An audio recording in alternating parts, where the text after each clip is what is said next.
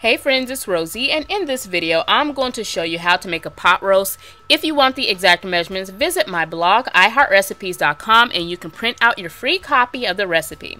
And this is like perfect for the holidays. It's really inexpensive, and of course you can make it anytime throughout the year as well. So we're starting off with the meat.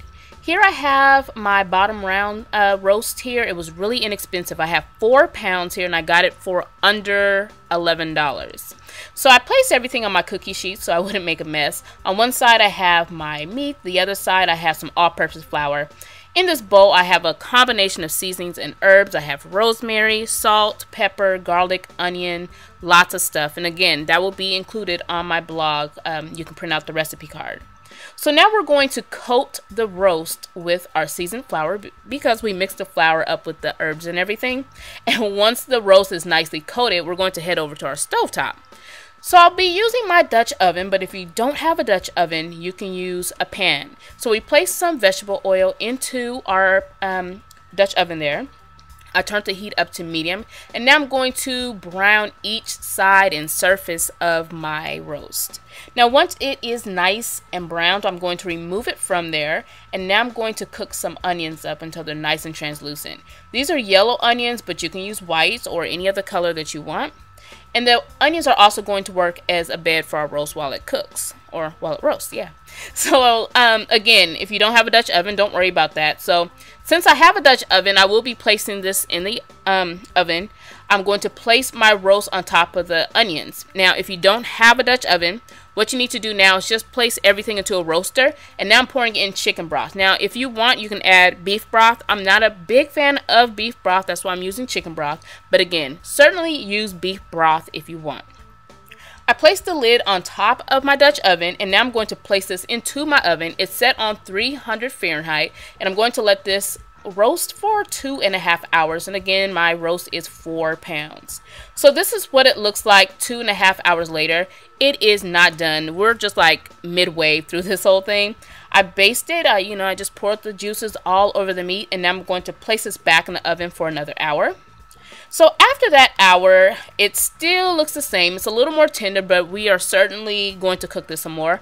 I'm going to scoop out some of that broth, and I'm going to place it into a big bowl or a cup.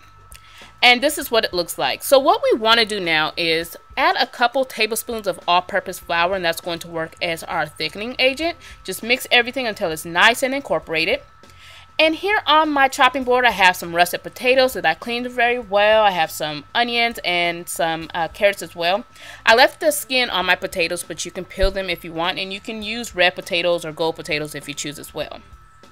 So we're just going to give everything a nice stir. I poured in the combination of the broth and the flour. Now I'm going to start adding in everything else. So let's add in the onions and the carrots and the potatoes. It does not matter which order you add those in. And if needed, if you need to add more broth, you certainly can, but I think I have enough, so I didn't add any more. And once everything is nicely in there, I'm going to place the lid back on my Dutch oven, and we're placing this back in the oven for another hour, and it is still on 300 and it is covered. So after all that cooking, this is our roast here. You can certainly leave it in the pan and serve it out of there, but since we are during the holiday season, I'm just going to show you how I will set mine up. So I pulled out my little platter here, and I'm going to place the meat in the middle, and I'm going to surround it with the onions, potatoes, and the carrots. You could save the gravy and put it to the side into like a gravy bowl. That's what I would do. But to make it look really nice and not so dry, I'm going to add a couple spoonfuls of the gravy over the meat, and then I'm going to sprinkle some parsley all over. And that is it. So if you have a little mess on the sides, just clean that up with a paper towel. This is really tender. I could tell you that all day, but I will just show you.